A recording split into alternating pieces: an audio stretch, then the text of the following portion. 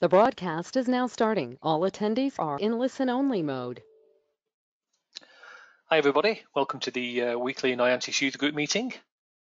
Today is the 7th of September 2020 and your hosts are myself and John, and I've also actually got one of our other team members with us today, Wengel. You should have to quickly say hi. Microphone should be opened. Oh, she's self-muted. Wengel's part of the development team here at Niantic. She's been with us just over a year. Looks like the microphone's open now. Are you there, Wengel?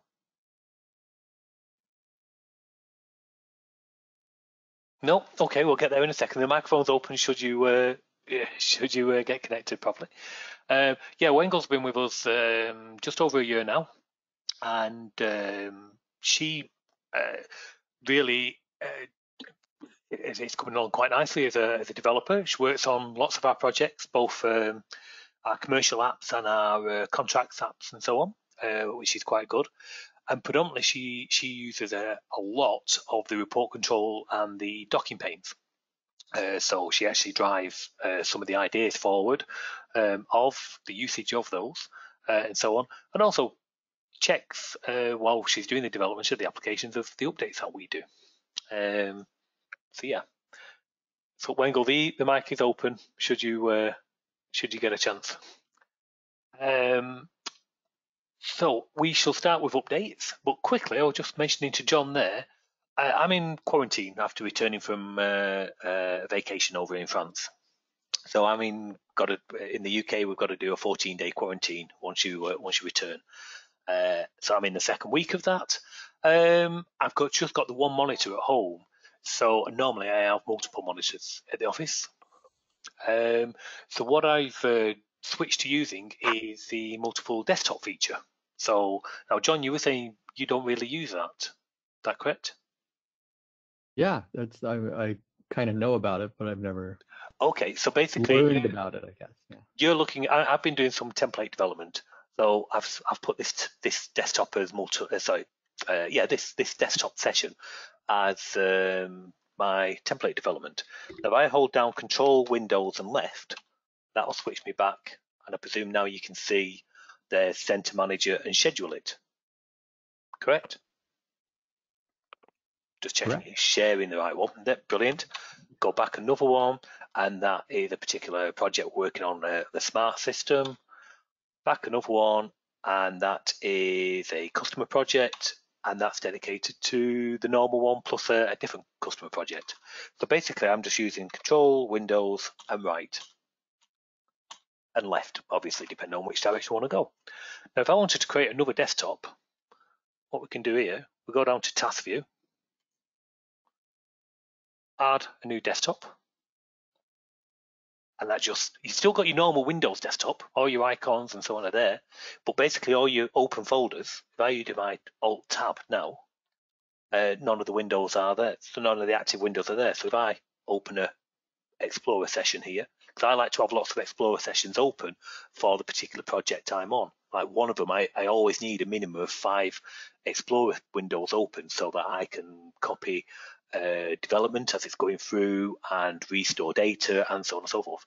So if I was working on templates here and putting them into another project, I could have that open, and I might have say I'm working on the Clarion 10, an accessory, and I might want to copy that to one of the schedule it. So I'll go to, I actually have a bash file set up for that, but you get the idea.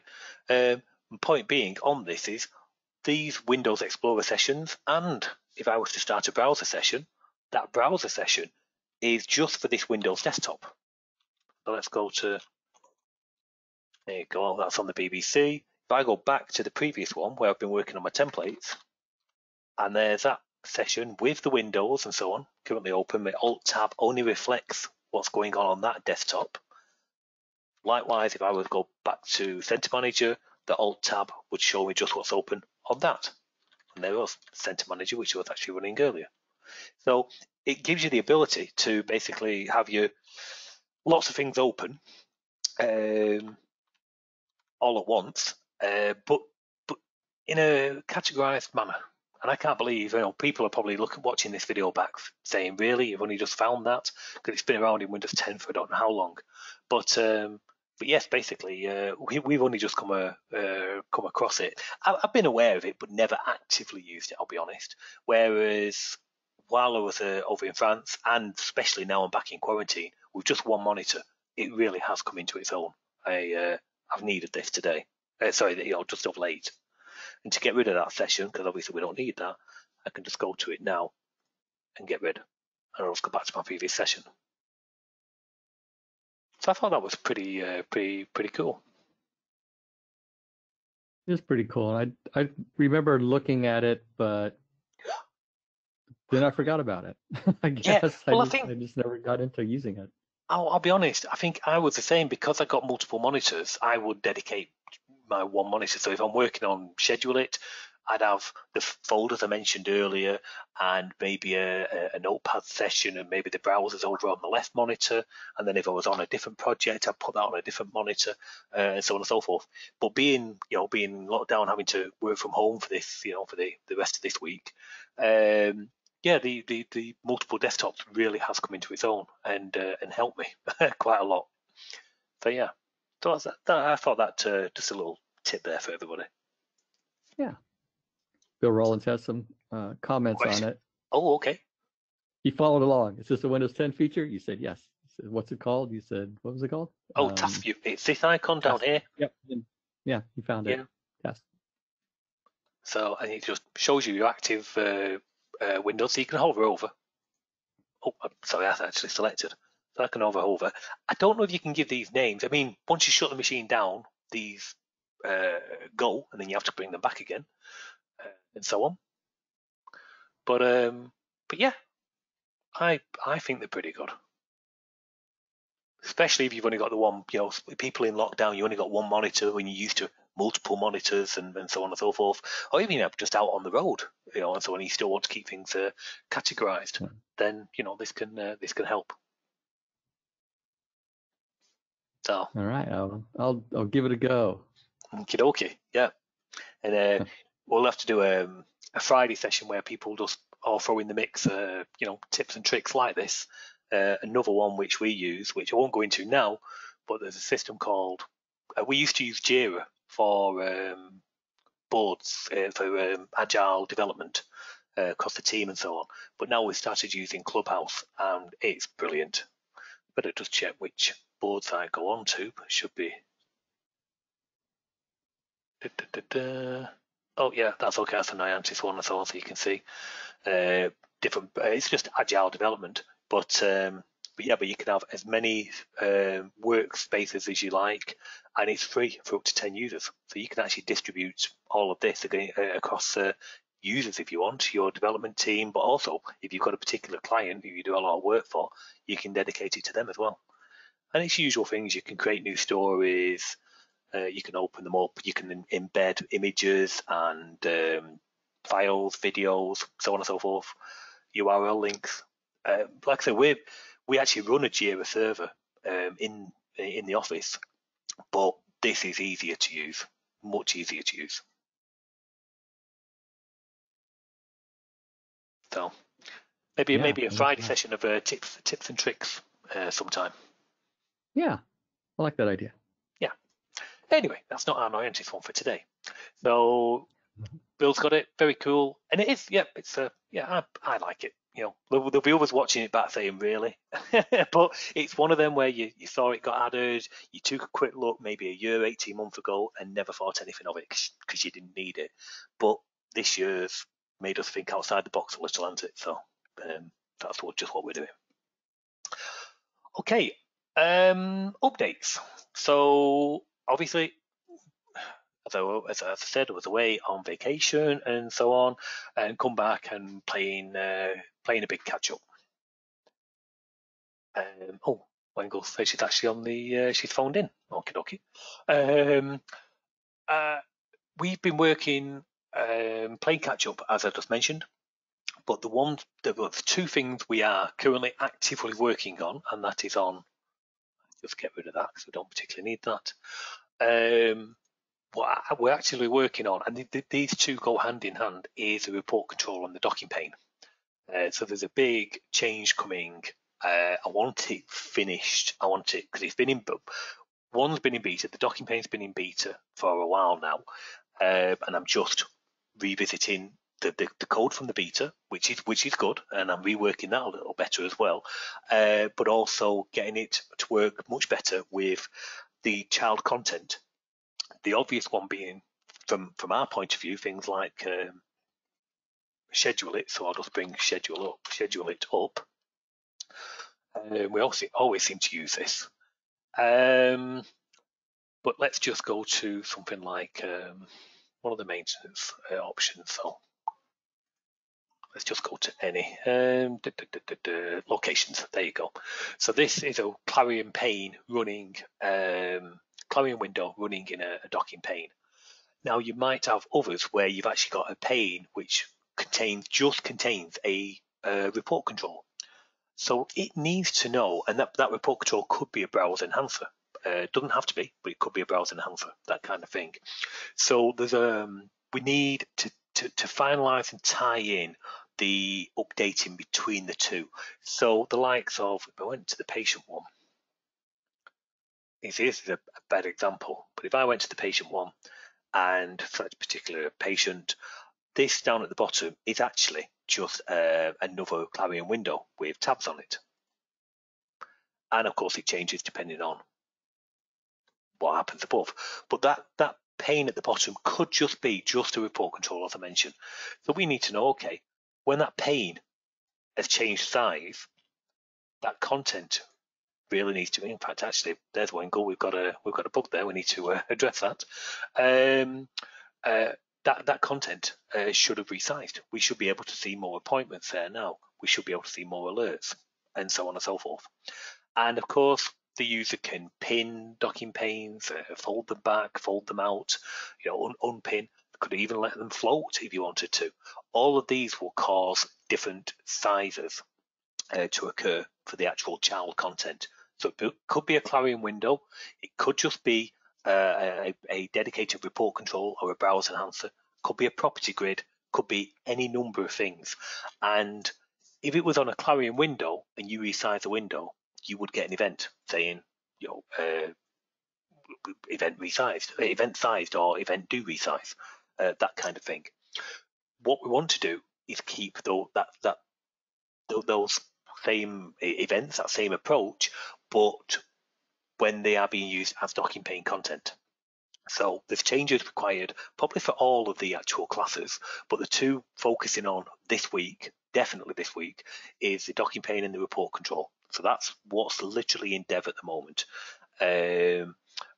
One of our users, let's see if he's here, I can't see the names. Alex, no, he's not here. But one of our users been very patient. He's had a few betas. He's not left him in the lurch, but he's had a few betas. He's using a legacy browse enhancer, so a report control browse enhancer in legacy, and which of course is page loaded. And as we've seen in previous webinars, user group webinars, that there was some issues to do with the resizing. We thought we got them all reworked, and that's been released in recent report control updates. But then we found out he was hosting it in a pane, which has caused this type of question to arise. So that's a change of what's going on. There's new in the common class. There are new events. New ways of handling the events have all been introduced. And yeah, basically what it listens for now is basically, I think it's child refresh or something like that. And each dedicated class, which is derived from the common class, can then take note of that and do its own refresh contents, if you will. So if it was a docking pane, if it was a report control, we can trigger the refresh contents for you. If it was a browse enhancer, it would reset the Clarion browse, which of course would in turn reset the report control being enhanced, the enhancer. If it was a property grid, then because it's being resized, you might want to actually maybe display some more content or refresh, or probably a bad example, but you could act accordingly should you need to. So that's the changes which are going on. The first two, the driving force behind it will obviously be the docking pane, and the first to take advantage of it will be the report control. So that's what's in dev as we speak. Also in the report control, and I know Leo will be mega happy with this, will be the drag and drop. So this week you will see it come out with the all the changes we just said a minute ago, but also with the drag and drop. So so I'm presuming Leo will be quite happy with that. He's here on this meeting at the moment, and I know he's been waiting very patiently. So that's that. And then last but not least is, and I don't know if this is possible yet, but it's an idea that Alejandro, who again is here at the moment, I'm going to open the mic, Alejandro. So your mic's open. Should you be? Hello, Andy. Hi, how are you doing? Very well, and you? Yes. How is your quarantine? Quarantine, but I'm very well, so that's okay. So yes, That's I want to make sure I give credit to yourself for this. So it's the idea you basically showed me 3 weeks ago, where we'd looked to report control loading a lot of data. I think it was one of John's report controls, 26,000 records, something like that. And I know you've got some which are greater than, and we will definitely have some which are greater. Where of course the load speed can hinder you, can be slow. So what you proposed was having the loading done on a different thread. So I really like that idea. I'm definitely going to put it into schedule it, but I want to find a way where it is fully automated in the template as well. So I'm thinking along the lines of, I won't go into it there, but on the template where you say it's file or view loaded, have a setting on there, basically, have a tab on there which will actually ask you, do you want to load via that mechanism? And if you do, after how many rows do you want to initially display, and then after how many the interval for redisplaying after that. Basically, the things that you mentioned. So display after 60 rows, and then every 100 after that. So that the report control is responsive, it's active, but the user gets to see an instant set of results, not the final results, of course. So I do need to give some kind of indicator on there to show when it has finally loaded. So there will be some kind of other screen control, optional, of course, other screen control. I'll think of something, maybe a little progress bar which shoots across the bottom or something like that when it's done. There is some kind of indicator which will be optional. Let me say something. Yeah, of course. I was making some tests, but really I don't have much time. Using the working thread, can you open any Clarion application, please? Yeah, I mean, I've got a docking pane one there, but yeah. Yes. In any procedure, select any window procedure.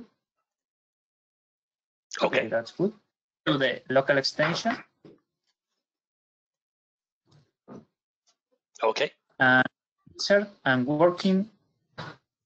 The working thread? There. Yes, exactly. I was making some tests there because this is very interesting, because you have in your own procedure, okay, you can make a new thread, okay, and you can manage better because you can say, okay, stop, start, or cancel it, anything.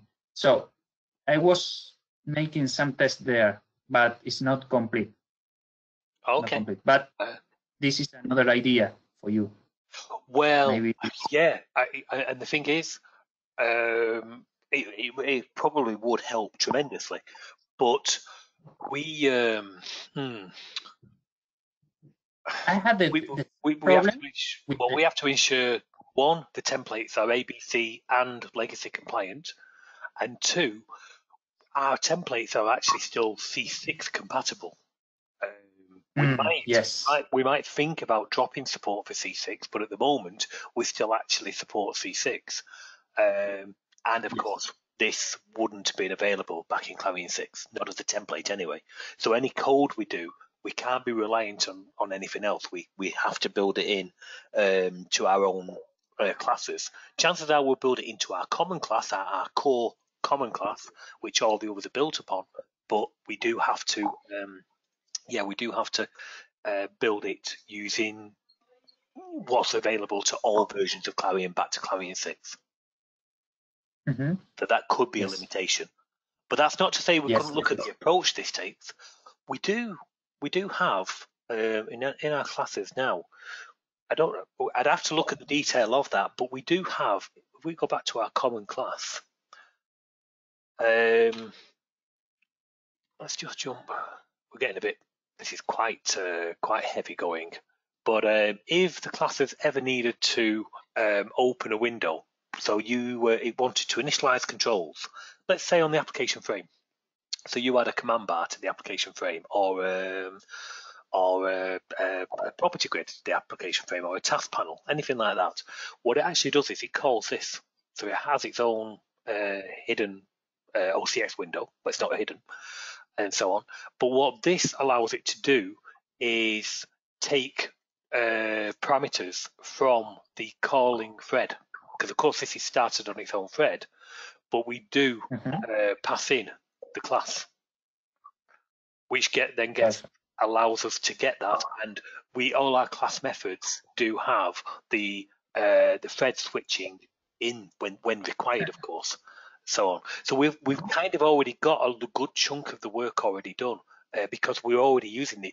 If you've been using a command bar or a task panel or a shortcut bar, anything like that on the application thread, then you've actually been using this, and we've had this for the last 8 years, 10 years, something like that, around that time. At least 8 years, if not 9 years. So all of this is tried and tested and works back in C6. So we'll probably go, imagine this, not an OCX window, but your loader window for the report control. That's probably what we'll do. The loader procedure, I mean, what it'll do is it'll start its own local loader procedure, which gets the class passed into it so that we can then access it, manipulate the actual report control in real time, and so on and so forth. But it'll just but from an embed point of view, so the validate record embed point and the data load embed point, all the usual embed points that you use, we'll be able to carry on using. We'll just do the code accordingly. We'll just put the code in the correct place depending on the template settings. So Yes. that's my idea. That's penciled in for very this good week. idea. Yeah, well, it was your like I say, I always give credit, and in fairness, it was your idea. Thank you. So now you've just set me the challenge of implementing it. Yes. But I think it'll be a very good enhancement to the product.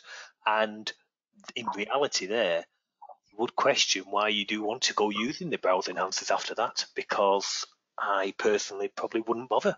If you've got the speed, if you've got the immediate response of seeing data on the screen, but then in the background getting that data loaded into the report control, you've got the best of both worlds.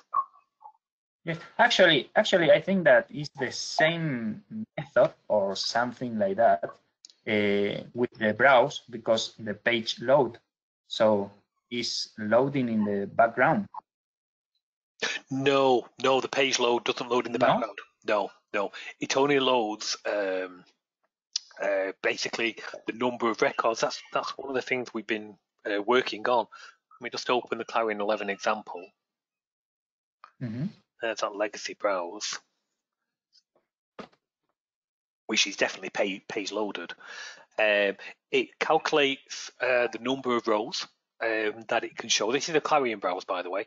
It calculates the number of rows. So if we just did a standard Clarion browse there, so we can see rows 1 to 12. Basically, it will load that. It takes a notice of the page ahead and page behind, but if you was to go query in that queue, you would only get those particular rows. So, for example, we look at the enhancer Remember, this is in dev mode, which is everybody watching Yes, it yes. back, ignore this screen, it's ugly.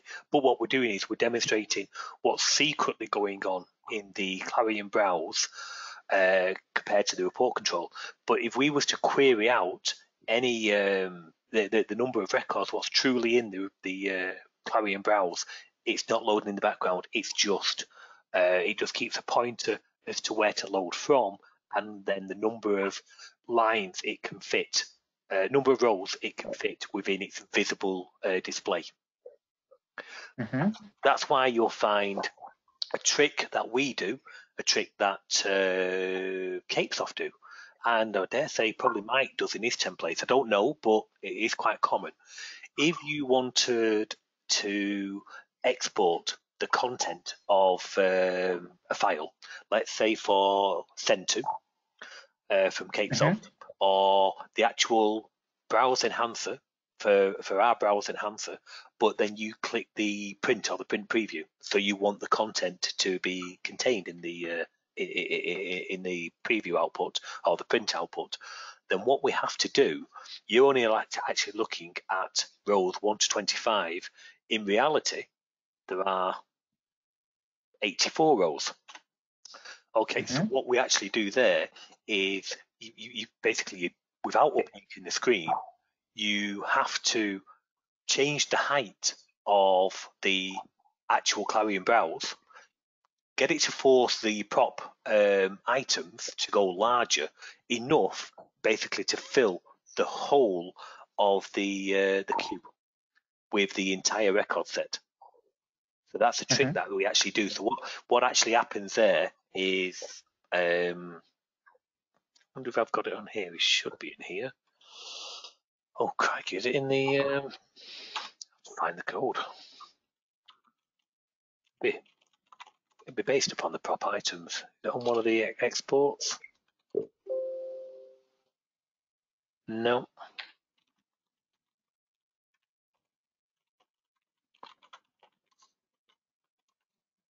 I'm not going to go and break this.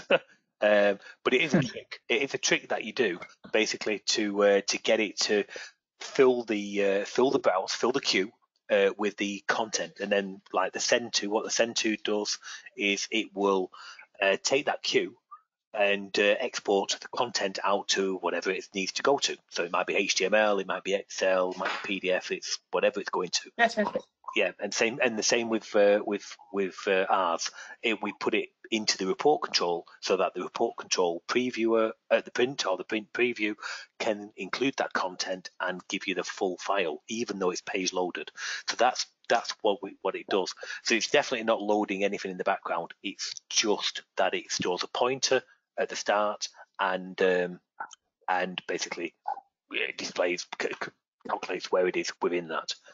So for example, if I was to do one page down, so I'm on row 2, one page down, and I've gone down. There was 25 rows on. I'm on 2 now. I'm on 27.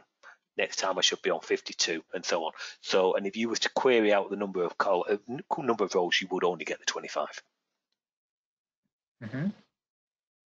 Perfect. Yes. I will take some ideas of this. I will try to work in more about the load procedure to see if. To see if I can make something better. Okay.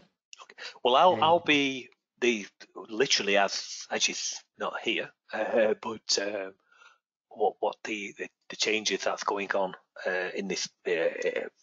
In Clarion 10, just prior to the webinar, are the changes. First and foremost, it's the tying together in a much closer fashion. It's tying together the docking pane with its child contents from a refresh and a resize point of view. Then I will do the drag and drop for which I promised Leo for quite a while. So I would expect probably Thursday, Friday this week, I would be on the loading part. So, feel free to drop me a message just to see how I'm doing, and I'll be able to hopefully show it you. But maybe by the Friday. Friday. If not, then Okay. next Monday. But that's the schedule, if you will. We've got some big application work to do this week on Schedule It actually. Might show that off some property grid usage in Schedule It coming. So I might show that off next week. Wengel actually is the one what's working on it, hopefully as we speak. I wanted Wengel to say hello. She's still here, but Oh, you are. can you hear me now? I Or... can, yes. Oh, good. Yeah, I didn't want to interrupt. That's all. Hi, everyone. So this is Wengel. She's part of the development team, and she'll be doing some work on Schedule It this week, ready for a demonstration on Thursday. So maybe during next Monday's webinar, you could actually demonstrate some use of the property grid and the report control. Perhaps I can answer. Okay, well, we are quiet on questions today, which is great actually, because there's lots to do. It's not the norm. Wengel, you're joining on a very quiet week. That's good. So, does anybody have any general questions? Andy, another question. Do you have news about the command bar? Not at present. It's I won't lie. It's exactly as I've not touched it for. It's got to be a month, if not 5 weeks. Yeah, I've just not had a chance. One, I was on vacation a working vacation, but still a vacation, which obviously delayed some things. But the docking pane and the report control have really taken up a lot of time. So as soon as these are out, you've seen the command bar changes. It is next. Okay. Oh, actually, that's not quite true. It is next, but don't be surprised if everybody sees an update to QuickBooks as well. There's been a change to the Chilcat class this last week. It's not released, but it probably will be released sometime this week. And it's just to do with the Chilcat, sorry, the QuickBooks task class of the Chilcat wrapper. And basically what we've done there is, imagine you've got various different objects, what it supports. So what I mean by objects are customers and vendors, tax rates, sales invoices, purchase invoices, or accounts payable, accounts receivable, that kind of thing. Now, with the zero task class, if you send up an action of delete, so you want to delete, let's say a particular record, a customer, it will actually allow you to delete and so on, depending on business rules, of course, and so on and so forth. But if the business rules are matched, it will actually allow you to do a delete. It's basically the verb of the URL, and it will take the delete operation and delete the record accordingly. QuickBooks does allow you to do that, but not for all of the objects. So, for example, it will allow you to delete a sales invoice. Again, if all the business logic is met. So all the business rules are adhered to, then it will allow you to delete a sales invoice. But what it won't allow you to do is delete maybe a tax rate, because chances are there's going to be referential integrity, and it's just not going to allow you to do that. So those operations, although the class would request it, the back end would reject it, saying the operation is just not permissible, and it would return you an error, and so on. And all of that is as per the QuickBooks documentation. But what they do encourage you to do for those types of scenario is those records would have an active indicator to say active, true or false. So what the class change now does is it will, if you, let's say you was requesting a delete to a sales invoice, it would post the operation delete, the verb delete, to the required URL and ask QuickBooks to delete the sales invoice, and it would then get rid of it accordingly. If you did the same to the tax rate, what the class now does is detects the type of object that you're trying to issue the delete to, and if it doesn't support the delete operation, it then it overrides it, changes it into change mode, so basically a put, if you will, and overrides the active indicator and sets it to false. So thus deleting the record visually. So that then matches QuickBooks UI. So it wouldn't be available in the UI. It wouldn't be available to future downloads unless you explicitly said, give me inactive records. So basically we are helping you out. We're not doing the delete operation where it's not permitted anymore, but we are automatically changing it to a change operation, basically a put operation, and setting the active indicator to false. So basically you as a user can just issue the delete as normal. If you issue it a file operation of delete with the ID that you want to go and delete against a particular object, and the class will determine what action actually truly needs to happen and do it accordingly. So that's a change which we've just done. We needed it for application development and so on, and that's now gone in, and touch wood, looks good. So that will be released this week. So yeah, but for the command bars, as soon, I promise you, Alejandro, the minute both are the docking pane and report control are done, and I want these wrapped up because they're holding us up as well. The minute those are done, then the command bars will be the only one who's getting the attention until that is released. Perfect. Please don't forget the suite control. Did you remember the last week? I did. The last past week we Yeah. saw the strange behavior in the tabs. Remember? Yeah, I do. I'm fairly convinced, because that's always worked until I did that recent change for the HTML editor, and I think Yes. that's the change. I think I broke it when I changed that to do with calculating the child controls. That might go in this week because we are actively working on the common class at the moment. With these other changes, we've got some changes going in the common class, in the docking pane class, in the report control, and in our equates as well. As we can see here, the resized children and so on and so forth. So these are all changes, and they're all very delicately interlinked with each other. I will take a look at the fine child controls and fix that. So apologies for that. So I will put that back in. Make sure the HTML editor still works, of course, but get the suite controls enhanced, repaired. Okay. Yeah. Can I show you something?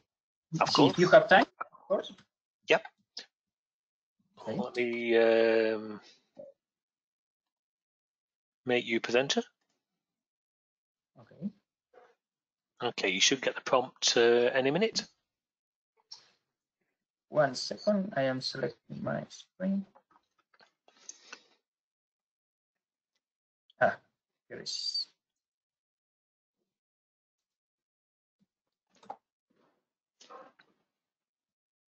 Okay, we'll look at web server. Yes, now I am starting the app here. So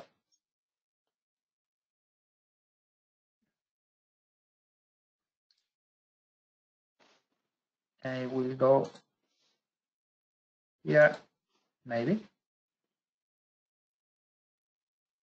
Look down. Oh, wait a second. Let's go again. Okay, so you're loading in the background. Exactly. So this was I told you about the. I don't know why. Let's go here. Okay, can you see? And you have control. Okay. So it's working. It's the same that the report control. So yeah, we could take the example application actually does for the calendar actually includes an example of loading, via the class. So once we get the loading on the thread via yes. a separate thread on the report control, yeah, we can add it to the calendar automatically as well. Again, Yes. I have done I would question why Yes. you need it on the calendar. Because Yes, because for example, here I get in the first step I get the events, okay, okay, and I am reusing the same calendar, okay, Yep. to show another thing. This thing is how many WhatsApp did you receive in this day, okay, and if you make double click, it must to open a report control with the all WhatsApp Okay. that you received that day, okay. I understand. Yep. And the other thing is you can see, for example, you can see the emails, okay, or Okay. calls that. So I Ah, have to go through many tables, okay, to get data. So Yes, if I understand. if I have to wait for load everything, I have to stay 2 weeks. So and you can here, for example, turn off the WhatsApp. Okay, say okay, I don't want to see the WhatsApp, or I don't want to see the events. Okay. Okay. Just out of interest, I mean, yeah, that's a very good example because you're probably scanning lots of secondary data to total up. So on the 9th, we're looking at 142 WhatsApp messages, correct? Mm-hmm. Yeah. Exactly. Is there a reason why you put them at like 7:45? Sorry? They're down at the bottom of the calendar. Yes. Yeah, at a time. But you could use the all day event. Might be a better place to put them. So the blue Here, in that blue area, yeah. Just an observation. Yes, but yes and no. Why? Because in this place I put the Google task. Okay. So Okay. if I have a task, I have here the Google task. Okay. So Okay. I prefer to put down. If you have emails, let me see. Example in June. Can you see? You see here the WhatsApp and the emails. Okay, at the same. And here you can move this one, for example, or you can edit. So it's detect that it's an email and open the email browse. Lovely. Okay? Yeah. So it's for visual thing. Here, I understand. Task. Here go the events of Google, from Google Calendar, and in this section go the WhatsApp and email or another thing, because we have another thing, sales notes, sales quotation, calls, emails, okay, everything. Did you see? So, yeah. and this is the why I use the loading background. Yeah, of course. Yes, but really change the experience, the user experience, because it's open immediately and they can take control of everything. That's nice. And it's seeing or looking. Sorry, my English.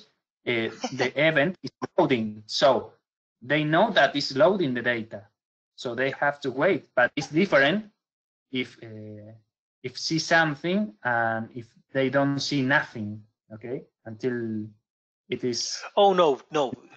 How you have it is much better. It's responsive. It's immediate. That's much better. Mm-hmm. Yes, absolutely. So okay, no, that was that I want to show. That's the idea. Once we get the report control loading externally or loading on another thread, then the calendar will be the second obvious choice. I don't think any of the other controls really need it, but those do. Mm-hmm. Yes. Here I am using SAML. Really now is beautiful. Use the report control because it's fast. It's, Yeah, and it looks good. Yes. Doesn't look like a Clarion application. Yes, for sure. Absolutely. There's one thing I'm looking into. I started a long time ago and run into issues, and I need to revisit it. But I want to use within the next few weeks. Join in and remind me to show you an idea for the dashboards, and I've got an idea I want to use for dashboards. And that from a user interface is going to be really good. Perfect. I will do. Okay. I send you your screen. Okay, thank you. Well, there's no other questions, so we are going to. I've left my timer going on the wrong. Wengel will shout at me now. I've left my timer going on the wrong project. John, that'd be another Friday tool and tips and tricks, things which we use for tracking time and so on and so forth. And all of these are free components, widely available. Right. Well, there's no other questions, so we will actually wrap it up. Can I ask you something? Yes. Sorry. Did you do something with the virtual method? Because I did the last week. I was playing with that. In which method? Really, in which one? Sorry. Load virtual method. Sorry. Load virtual method. Load virtual in the report control. Sorry. Let me have a look. What am I looking at? Load. I think that you don't have the. Do you want in the control itself? Yes, there. Look in the type library. Oh, okay. Oh. You can load 1 million records in 1 second, 2 seconds. Is this a virtual view? I was playing with that, so. Let me look. Report control. Yes. Did you use the? Can you scroll up, please? 1 second. I don't want to forget. Scroll up at the beginning. Oh, okay. Did you use the add record X?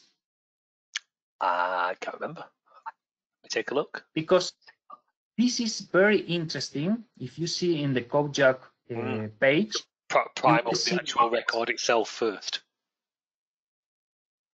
Sorry? It's taking the whole record as a parameter. Yes, but this method provides to you to load data. If, for example, if you collapse a group, while it's loading data, it doesn't expand the group again. Okay. Okay. So you load and you can collapse a group. Still is loading and nothing changed. They recommend. Yes. But it's a parameter you have to pass to it. So if you think you've got the normal add record, it doesn't take any parameters, and it returns you a record object. Whereas that one, it wants the record object being passed in as an actual parameter to start with. Yeah. So it's slightly different. You would have to prepare that. What about this one? Record. That's not a bad one. That'd be good for that. That would be good for a tree for children. It's not faster. It's not faster, but is convenient to use in different scenario. Okay. Yeah, but it's just that you'd have to initialize a record object to start with. Yeah, that's the only thing. But you could take a record. So what you could do is add a record, which would return you the report record, just thinking aloud, have it as an empty, a dummy record, if you will. So we've got that, and then does it have? No, that's not what I was thinking of. No, okay, because what we could do, we've got an idea here, because what we could do is take the report control. Let me go into the other help. Okay. Report control. Now there should be a records collection. You've got the create record, create empty records collection. Mm-hmm.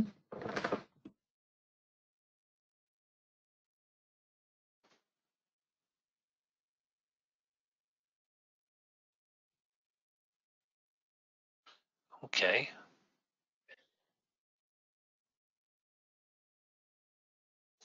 Wasn't thinking of that, but that's good to know. I wasn't thinking of that one. That's create records, but you should just have a straightforward records collection. Then you check It the should. set virtual method.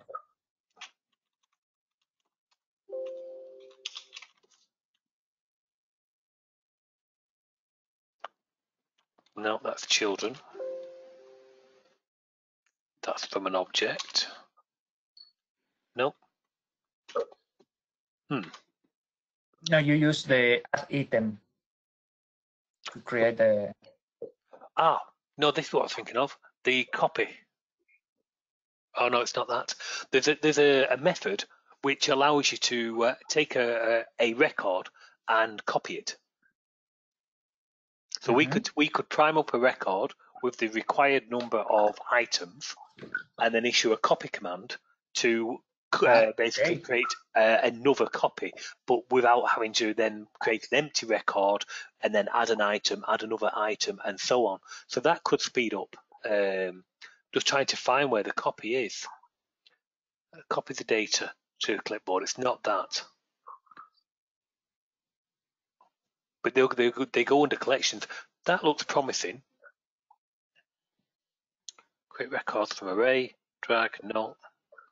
Drop records, begin, it's none of those. That's not. An empty report records collection. Report record. Trying to.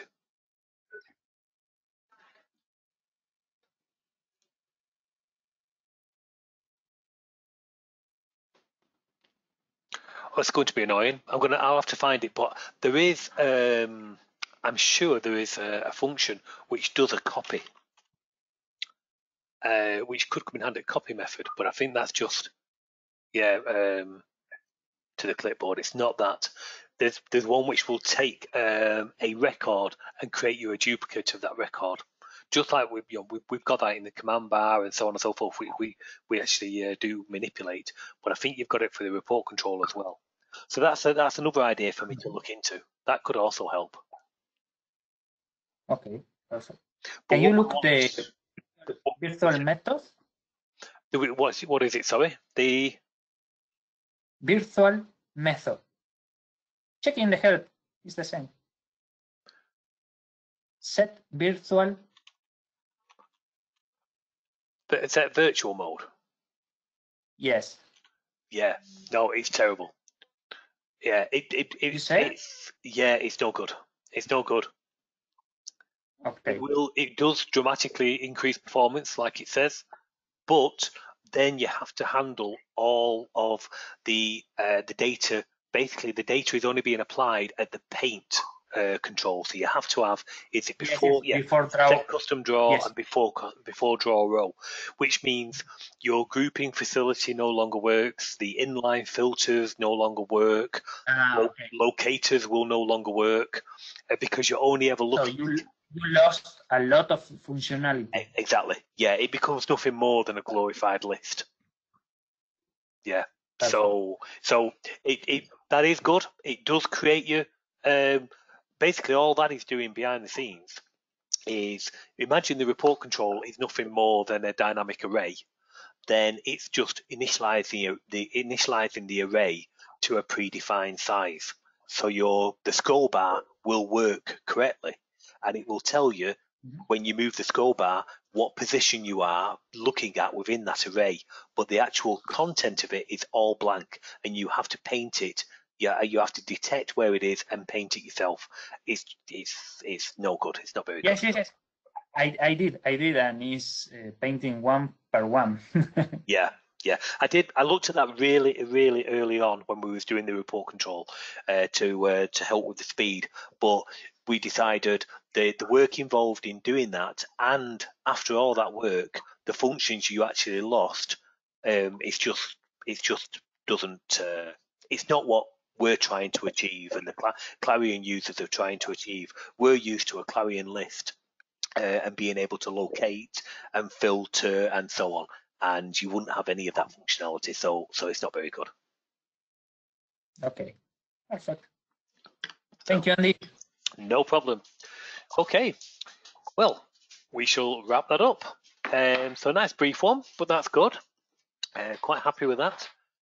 So watch this week for a quick update to the Chilcat regarding the QuickBooks task class, and then possibly the release of the docking pane and the report control.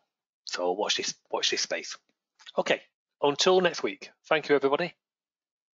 Bye. Bye.